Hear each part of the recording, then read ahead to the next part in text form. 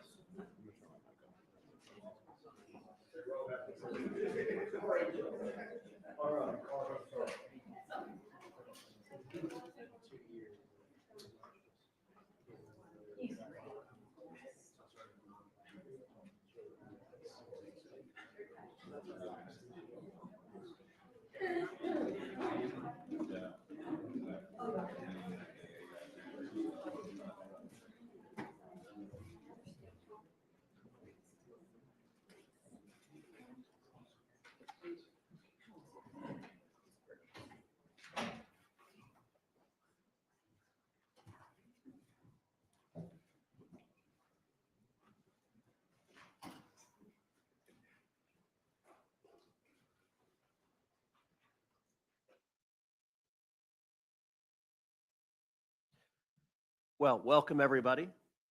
And I want to start by thanking the First Lady for joining us today. And thank you for your support of this incredibly important legislation, the Take It Down Act, which has already passed the Senate unanimously. And I am hopeful that the House will soon take it up and pass it and put it on the President's desk to be signed into law to protect young women and young boys and all of those who are being victimized across the country. I also want to thank our brave victims and victim advocates who are here. Elliston Berry, Francesca Mani, Brandon Guffey, and Breeze Liu. Thank you for being here. Each of you have endured the unspeakable, and your courage standing up and speaking for others is really remarkable. I also want to thank Stefan Turkheimer with RAIN for your advocacy and support on this issue as well. Thank you for your leadership. And of course, I want to thank Senator Klobuchar, who is the lead Democrat sponsor in the Senate, and Representative Salazar and Representative Dean, who are the lead sponsors in the House, who've worked alongside in this important bipartisan legislation. If you're a victim of revenge porn or AI-generated explicit imagery, your life changes forever. Most likely, you've been targeted by someone you know, and you're likely struggling to have that material removed from the internet.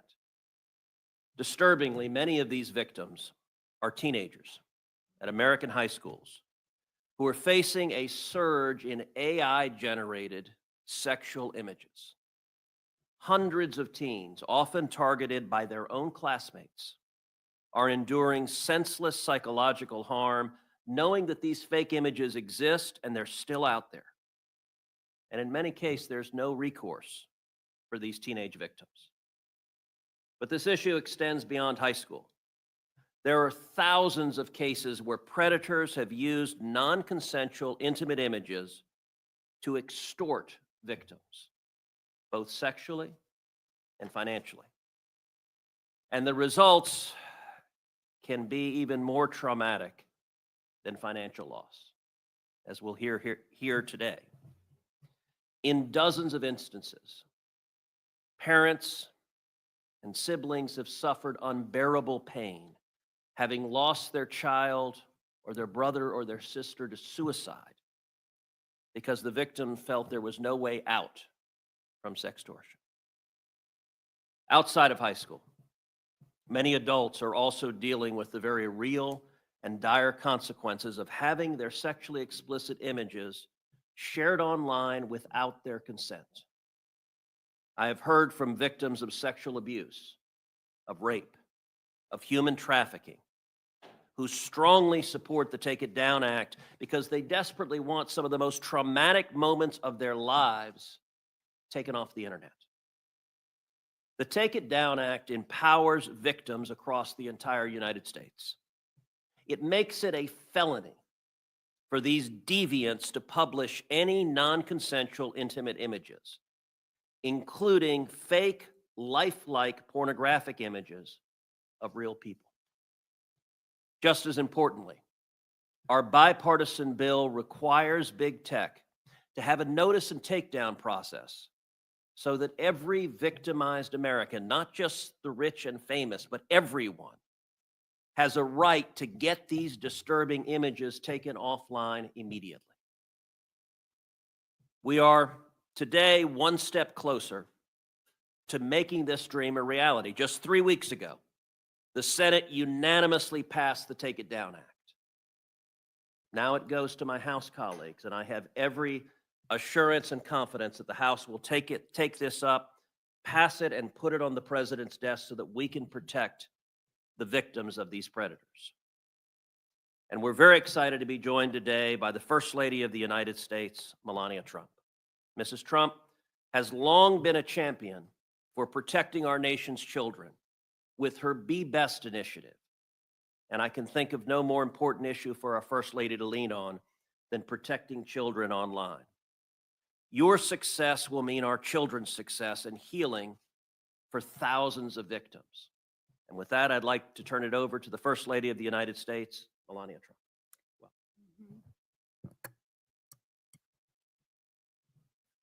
Thank you so much, Senator Cruz. I think that should be on. Is on? It's not very loud. Good afternoon. I'm here with you today with a common goal: to protect our youth from online harm. The widespread presence of abusive behavior in the digital domain affects the daily lives of our children, families, and communities. Addressing this issue is essential for fostering a safe and supportive environment for our young people. I hope today's roundtable builds awareness of the harm caused by non-consensual intimate imagery, and eventually the approval of the Take It Down Act bill in Congress. In today's AI-driven world, the threat of privacy breaches is alarmingly high. As organizations harness the power of our data, the risk of unauthorized access and misuses of personal information escalates. We must prioritize robust security measures and uphold strict ethical standards to protect individual privacy. As First Lady, my commitment to the Be Best initiative underscores the importance of online safety. In an era where digital interactions are integral to daily life, it is imperative that we safeguard children from mean-spirited and hurtful online behavior. Ensuring their protection is not just a responsibility, but a vital step in nurturing tomorrow's leaders. Here with us today is Allison Berry, a 15-year-old brave young woman. Allison Spears used AI to create non-consensual intimate images of her and then spread the images across social media. They superimposed her face into pornographic content without her consent, solely to humiliate her. And authored, Allison's family contacted the social media companies for help. Their efforts fell upon deaf ears. Ultimately, the fake images circulated worldwide. It's heartbreaking to witness young teens, especially girls, grappling with the overwhelming challenges posed by malicious online content like deepfakes. This toxic environment can be severely damaging. We must prioritize their well being by equipping them with support and tools necessary to navigate this hostile digital landscape. Every young person deserves a safe online space to express themselves freely without the looming threat of exploitation or harm. To the brave survivors of NCII, your strength inspires the courage in others. To the advocates, your voices power our youth and hopefully bring change. And to the families, your unwavering love is a pillar of resilience. Thank you again to Senator Cruz, Speaker Johnson, House Majority Leader Scalise, Representative Salazar, Chairman Guthrie, Chairwoman McCain, Chairman Hare, and Representative Kahan for being here today and for your dedication to this important cause. I was heartened to learn that Senator Cruz and Senator Klobuchar united to prioritize this fundamental matter. I must admit, however, I expected to see more Democrats leaders with us here today to address this serious issue. Surely, as adults, we can prioritize Americans' children ahead of partisan politics. I urge Congress to prioritize the passage of the Take It Down Act bill. This legislation is essential for addressing the growing concerns related to online safety, protecting individual rights, and promoting a healthier digital environment. By advocating this bill, Congress can take an important step towards ensuring accountability and fostering responsibly online behavior. The Take It Down Act bill represents a powerful step toward justice, healing, and unity.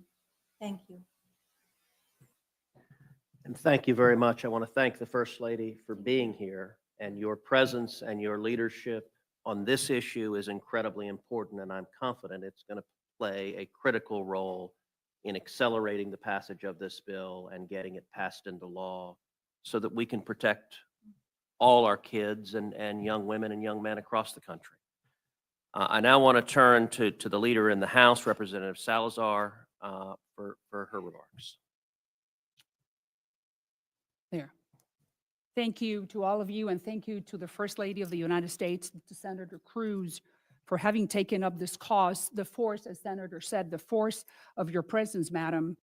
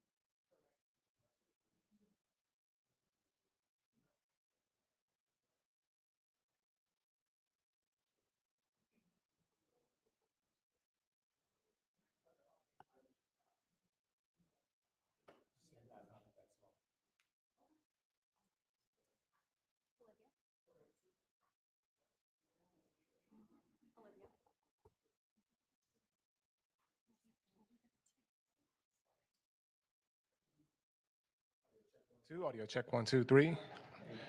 Check 1, 2, check 1, 2. Thank you from head on. Okay. You good, Zavi?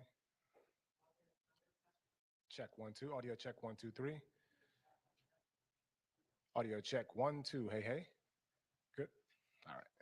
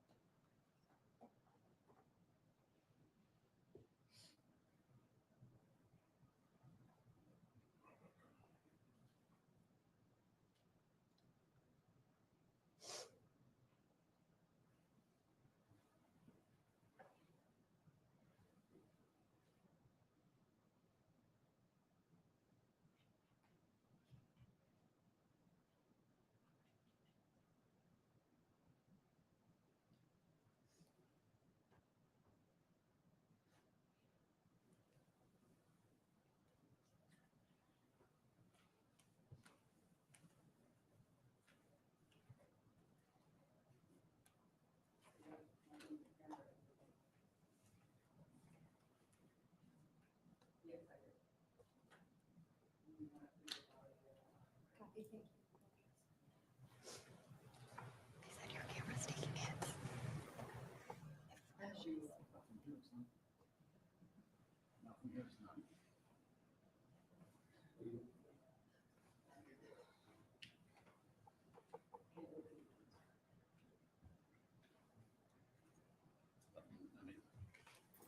It's got to be somewhere between here and there.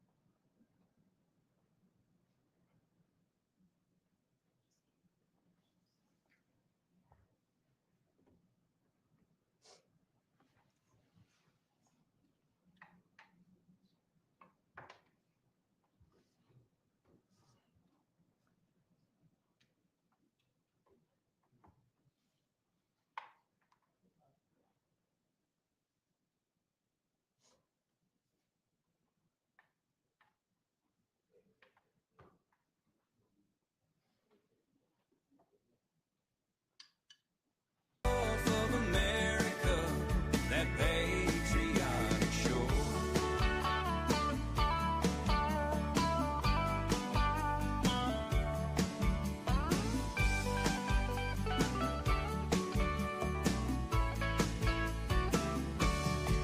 We got cruise liners, shrimp boats, all kinds of things that float, proudly flying our flag. In the water, in the sun, friendly folks having fun. Now pardon me while I brag. President Trump proclaimed and changed the name to one that we adore. It's the Gulf of America, that patriotic shore. Now it's the Gulf of America, that patriotic shore.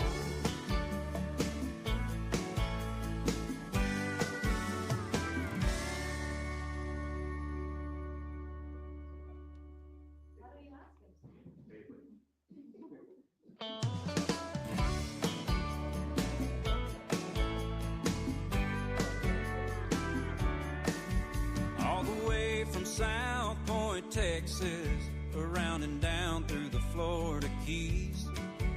You can sail those Gulf Stream waters, catch a ride on a summer breeze. And when the people fly, Old Glory, man, you couldn't ask for more. On the Gulf of America, that patriotic shore. We got crab shacks, bring your tack, man, this is where it's at. Fish right off the pier. Get a suntan, make a plan to come play in the sand any time of year. USA can proudly say we got the best beaches and more. On the Gulf of America, that patriotic shore.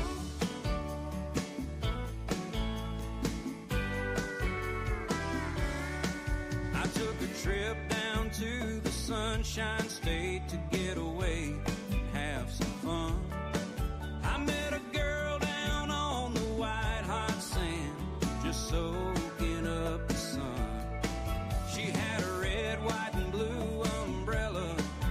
Now my heart is falling for the girl on the Gulf of America, that patriotic shore. We got crab shacks, bring your tack, man, this is where it's at. Fish right off the pier. Get a suntan, make a plan to come play in the sand any time of year. The USA can proudly say we got the best beaches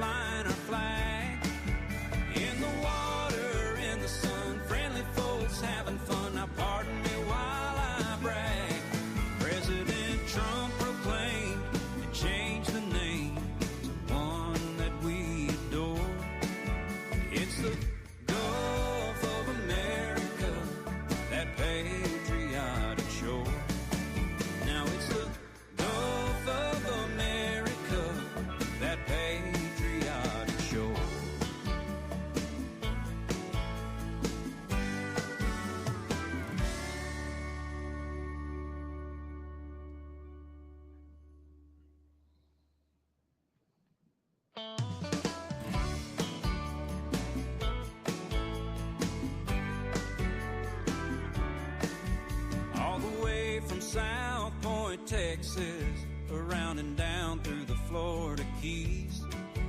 You can sail those Gulf Stream waters, catch a ride on a summer breeze. And when the people fly, Old Glory, man, you couldn't ask for more. On the Gulf of America, that patriotic shore. We got crab shacks, bring your tack, man, this is where it's at. Fish right off the pier. Get a suntan, make a plan to come play in the sand any time of year. USA can proudly say we got the Thank you best very much. beach in the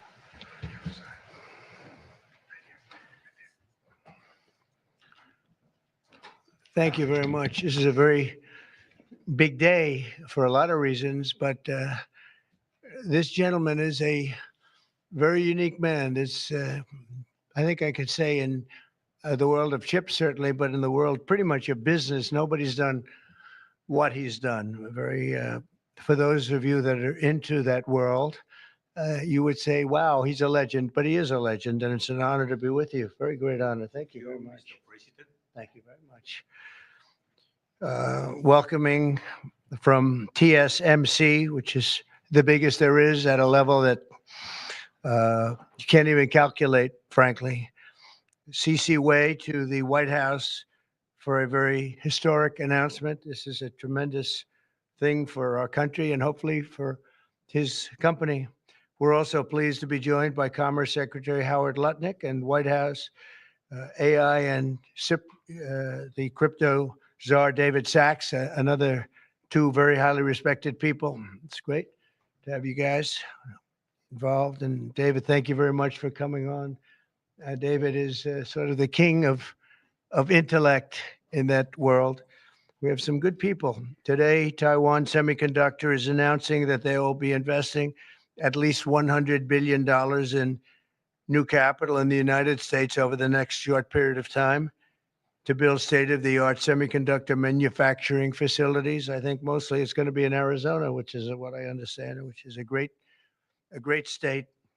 I like it because I won it, but I won most of them actually. So, but we won it, and we won it big. The most powerful AI chips in the world will be made right here in America, and it'll be a big percentage of the chips made by his company. But as you know, they're based mostly in Taiwan, and they're far and away the biggest. There's nobody even close. This $100 billion in new investment will go into building 5 cutting-edge fabrication facilities in the great state that we just discussed, Arizona, and will create thousands of jobs, many thousands of jobs, and they're high-paying jobs. In total, today's announcement brings Taiwan Semiconductor investments to about $165 billion they've started already. Among the largest new foreign direct investments in the United States, Apple, as you know, made a big announcement last week of $500 billion, and we have some others that have announced. We have many that want to announce, but I don't have time to do all of these announcements, I tell you. But for you, I'm doing the announcement. Thank you. This will create hundreds of billions of dollars in economic activity and boost America's dominance in artificial intelligence and beyond. Semiconductors are the backbone of the 21st century economy, and really, without the semiconductors, there is no economy, powering everything from AI to automobiles to advanced manufacturing. And we must be able to build the chips and semiconductors that we need right here in American factories with American skill and American labor. And that's exactly what we're doing. As you know, Taiwan pretty much has a monopoly on that market. And I think pretty much is not a term that's even appropriate. They do have a monopoly. And this is a tremendous move by the most powerful company in the world. It's a matter of economic security. It's also a matter of national security for us. And at the same time, Mr. Wei will be able to diversify and have his a tremendous presence in another place, and a very safe place. And I want to thank Taiwan Semiconductor for doing the announcement. And I'd like to ask Mr. Wei to say a few words, if you might. And I'd also like to ask Howard and David, you can say a couple of words, but maybe you should go first because Right now, he's the most important man in the room. I'm sorry, fellas. Please. Thank you very much. Thank you. Great Mr. honor. President. Thank you. I'm a little bit nervous, so I have to pull out my piece of paper.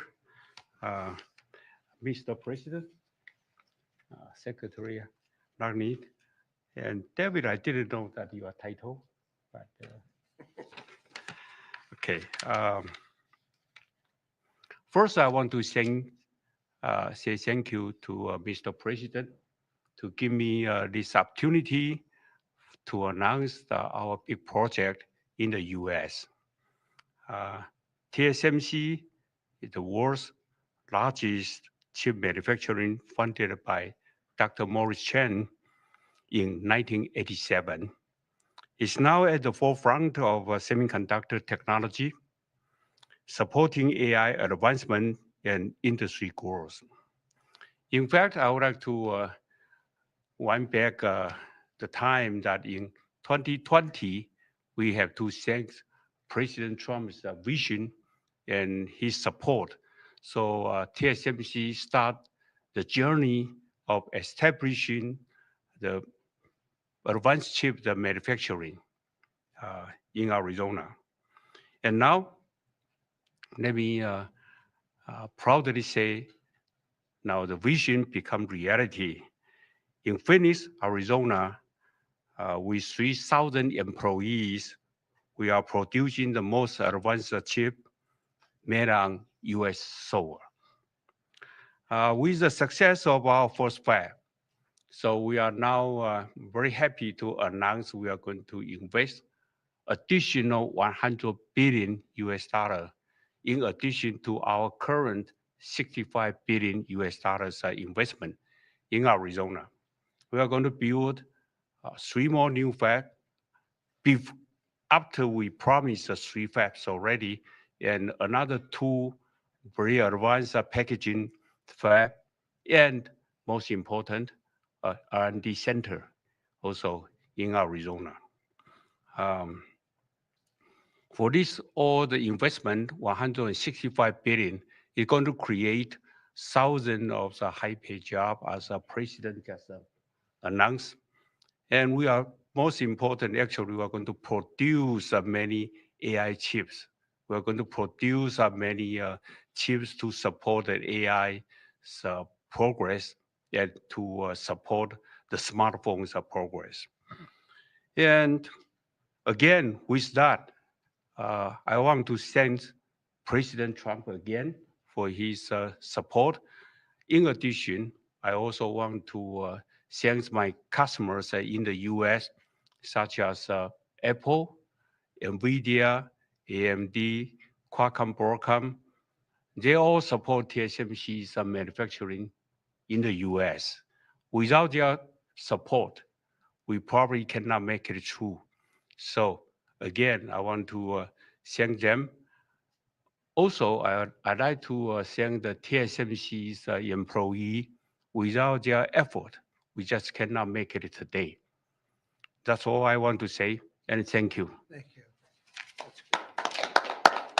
Thank you very much. Howard, please, David? Sure. Thank you. So I'm thrilled to be here today because President Trump has made it a fundamental objective to bring semiconductor chip manufacturing home to America. Under the Biden administration, TSMC received a $6 billion grant, and that encouraged them to build $65 billion. So America gave TSMC 10% of the money to build here. And now you're seeing the power of Donald Trump's presidency, because TSMC, the greatest manufacturer of chips in the world, is coming to America with a $100 billion investment.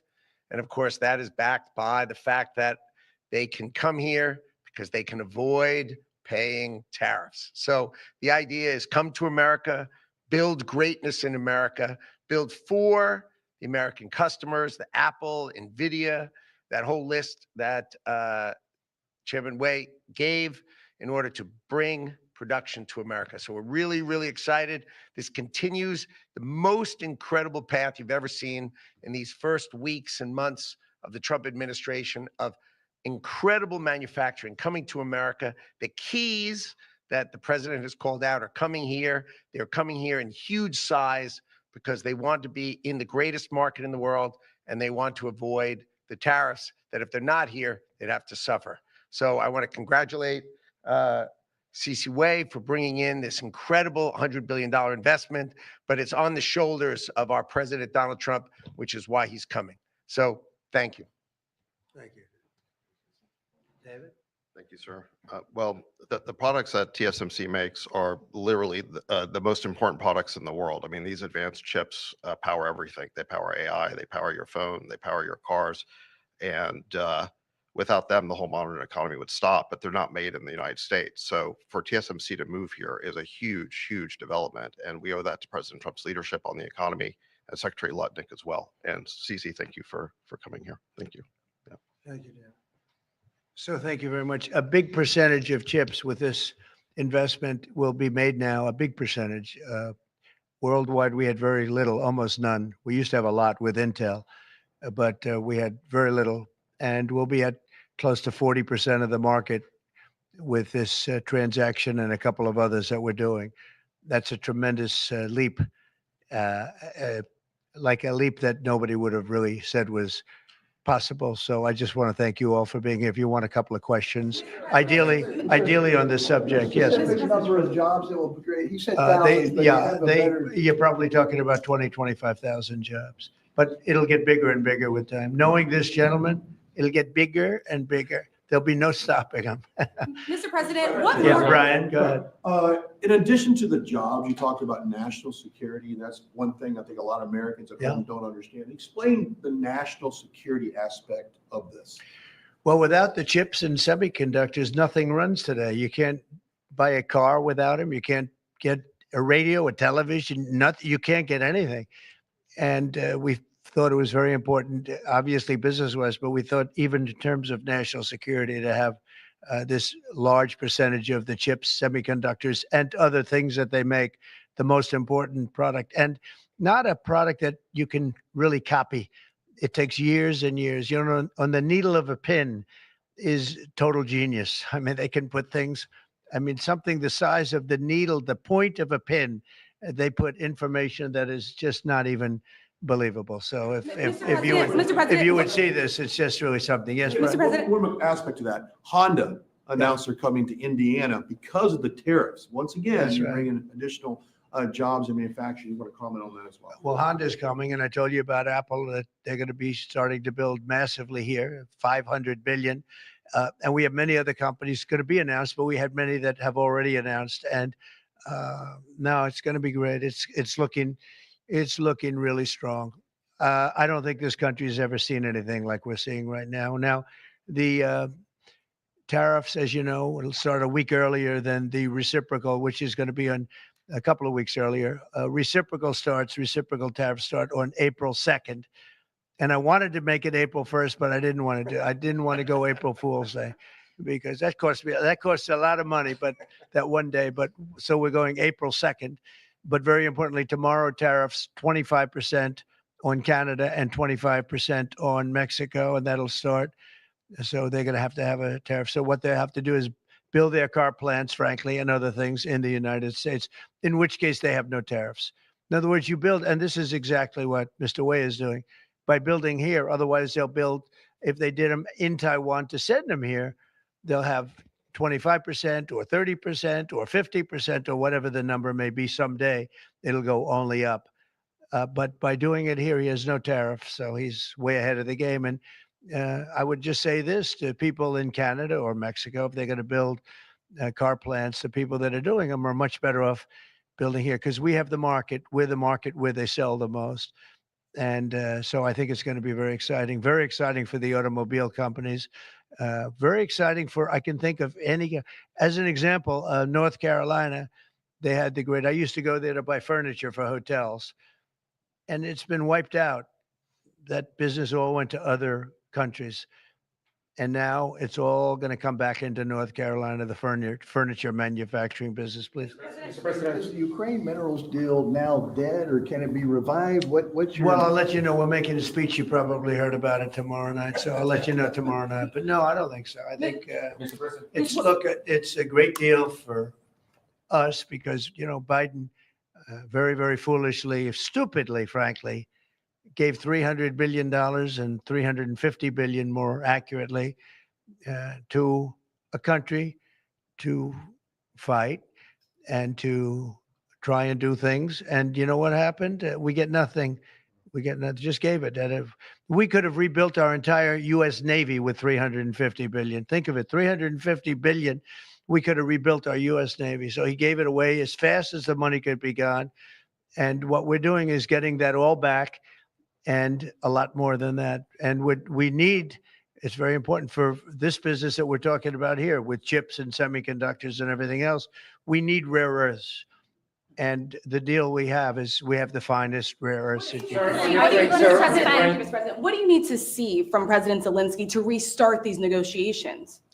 Well, I just think he should be more appreciative because this country has stuck with them through thick and thin. We've given them much more than Europe, and Europe should have given more than us because, as you know, that's right there. That's the border.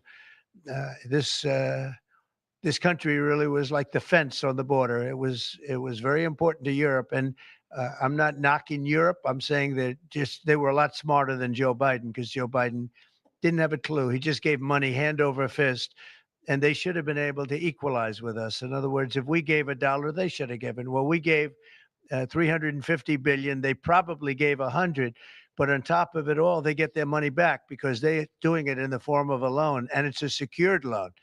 So when I saw that, which I've known about for a little while, I said it's time for us to be smart. At the same time, it's great for them because they get us in the country taking the rare earth, which is going to fuel this big engine, and especially the engine that we've in a very short time created, and we get something, and we're there. We have a presence there. With all of that being said, I want one thing to happen. I want all of those young people to stop being killed. They're being killed by the thousands every single week. Last week, 2,700 were killed. 2,700 young, in this case, just about all young boys from Ukraine and from Russia. And that's not young people from the United States, but it's on a human basis. I want to see it stop. The money is one thing, but the death, and they're losing thousands of soldiers a week. And that's not including the people that get killed every time a town goes down or a missile goes into a town. And I want to see it stop. Yes. Are you considering canceling military aid to Ukraine? And can we get a reaction to what the Prime Minister said, that your administration is bringing U.S. worldview in alignment with Moscow's? So this is a deal that should have never happened. This is a deal that would have never happened. And it didn't happen for 4 years. It didn't happen. It was never even close to happening. If I were president, it would not have happened. And October 7th would not have happened in Israel. And inflation wouldn't have happened. And Afghanistan, disastrous, the way they withdrew, not the fact that they withdrew, but the way they withdrew would have never happened. And we would have had Bagram right now instead of China having it. It was 1 hour away from where China makes their nuclear weapons. We would have kept Bagram with one of the biggest air bases in the world. All of these things happened, and it's a shame. But it is what it is, and now we're here. I want to see it end fast. I don't want to see this go on for years and years. Now, President Zelensky supposedly made a statement today in AP. I'm not a big fan of AP, so maybe it was an incorrect statement, but he said he thinks the war's going to go on for a long time. And he better not be right about that. That's all I'm saying.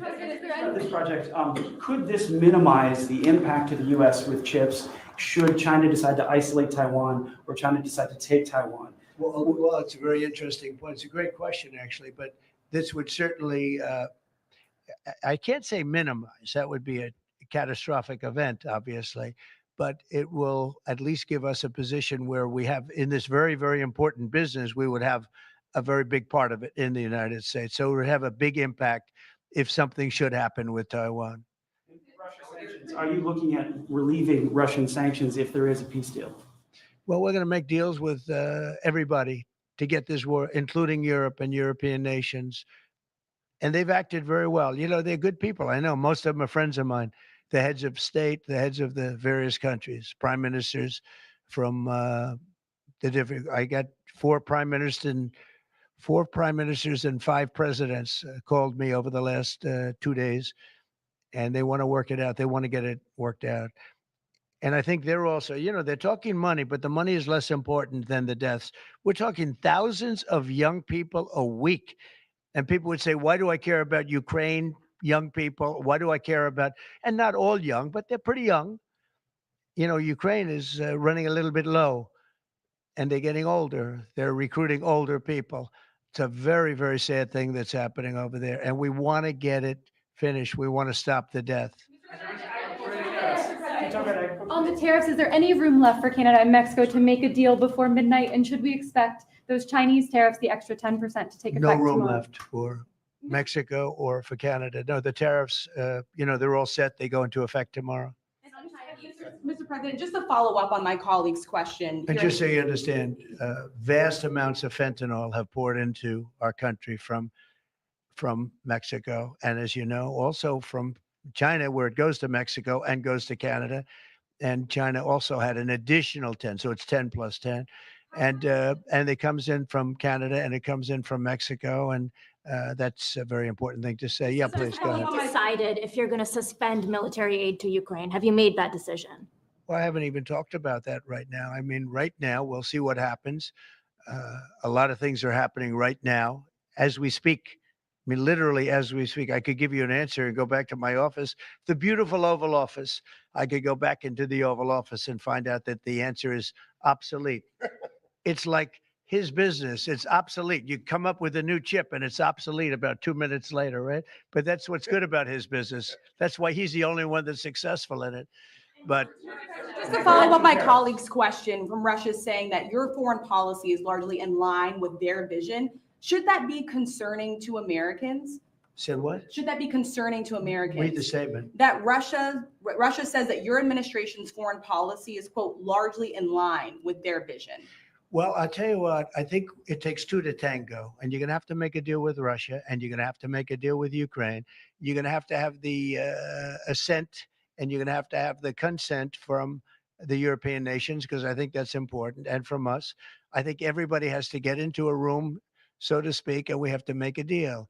And the deal can be made very fast. It should not be that hard a deal to make. It could be made very fast. Now, maybe somebody doesn't want to make a deal. And if somebody doesn't want to make a deal, I think that person won't be around very long. That person will not be listened to very long because I believe that Russia wants to make a deal.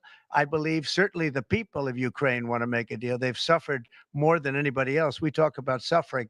They've suffered. But if you think about it, under President Bush, they got Georgia, right? Russia got Georgia. Under President Obama, they got a nice big submarine base, a nice big chunk of land where they have their submarines. You know that, right? Crimea. Under President Trump, they got nothing. And under President Biden, they tried to get the whole thing. They tried to get the whole big Ukraine, the whole thing. If I didn't get in here, they would have gotten the whole thing. So I can only say, you can go back to Bush, you can go back to Obama, and go back to Biden. They took a lot. The only one they didn't get, you know what I gave them? I gave them anti-tank missiles. That's what I gave them. I gave them sanctions on Russia. I gave them javelins. You know the javelins? You know when they took out all those tanks? You know the tanks were heading to Kiev by the hundreds, and they were unstoppable. And I gave them javelins. So, you know, I really, Putin is the one that will tell you this has not been so good for them. The fact is that I just want fairness. I want fairness. But think of it. I gave Russia nothing except grief. I gave them nothing. I gave them sanctions and javelins. That's what I gave them. Obama gave them sheets, and you heard that statement before. It's a very famous. Trump gave them javelins, and Obama gave them sheets, and then they say how close I am to Russia. And let me tell you, we have to make a deal because there are a lot of people being killed that shouldn't be killed. But remember, Trump gave them nothing, and the other presidents gave them a lot. They gave them everything. You met with Argentine President Javier Milei at CPAC. He wants to sign a free trade agreement with the Right. United States. Is that something that you would consider even with Argentina I'll or any other consider country? anything. And Argentina, I think he's great, by the way. I think he's a great leader. He's doing a great job. He's doing a fantastic job. Brought it back from oblivion. Yeah, we'll look at things. We're looking at the UK with things. It doesn't have to be tariffs, but tariffs are easy. They're fast. They're efficient.